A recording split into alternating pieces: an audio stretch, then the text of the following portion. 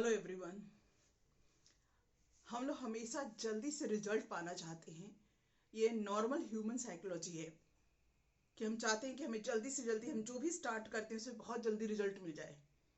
Actually हम लोग process को एंजॉय करना भूल गए हैं या हमें आता ही नहीं है।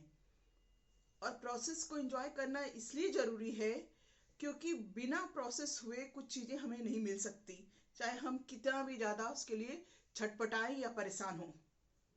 हम सब ने बचपन में और छोटी क्लासेस में पढ़ा है कि किस तरह से बटरफ्लाई का एक लाइफ साइकिल होता है, जो वो प्यूपा से शुरू करके किस तरह से वो बटरफ्लाई में कन्वर्ट होती है।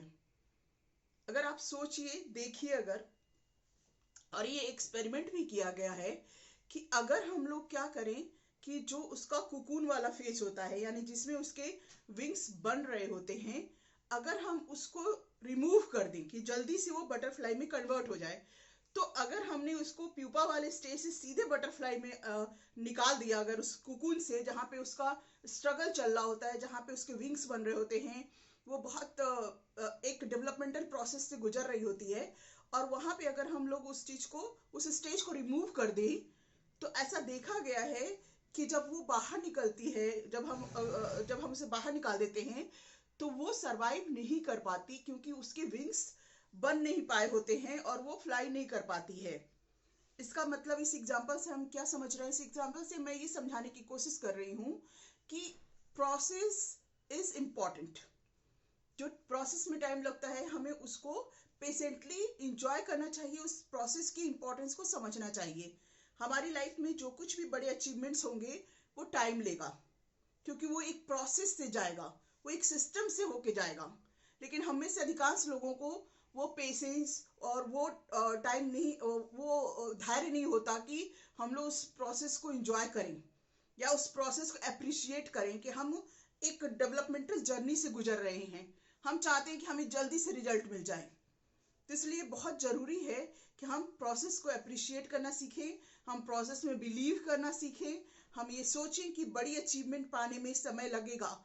बड़ी अचीवमेंट पाने में आपको एक एक फेज से गुजरना होगा, जहाँ पे कई बार आपको बहुत सारी चुनौतियों का सामना भी करना पड़ेगा।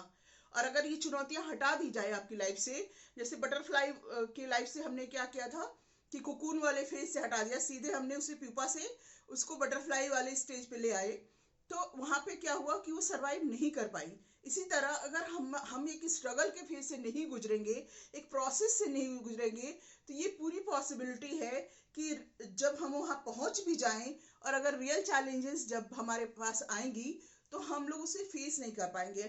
हमें सर्वाइवल में प्रॉब्लम आएगी। इसलिए जरूरी है कि हम अपने जो जर्नी है उसमें ट्रस्ट करें, अपनी जो प्रोसेस है, जो चीज़ों के होने का प्रोसेस है, उसमें ट्रस्ट करें। क्योंकि अगर हम वो नहीं करेंगे तो हम हमेशा परेशान रहेंगे। हम बहुत क्विक रिसीव करना, क्विक रिजल्ट पाने की हमेशा उम्मीद बनी रहेगी, और जो आपको डिसअपॉइंट करेगा। क्योंकि नेचर का एक रूल है कि एक चीज को अगर इनपुट हमने डाला है, उसे प्रोसेस होकर आउटपुट आने में टाइम लगेगा। तो इसलिए we should appreciate the process. ठीक है, प्रोसेस को अप्रिशिएट करना बहुत जरूरी है। इसे आप मानसिक रूप से, mentally you will be in peaceful condition, और आप उसे एक ऑब्जर्वर की तरह देखेंगे।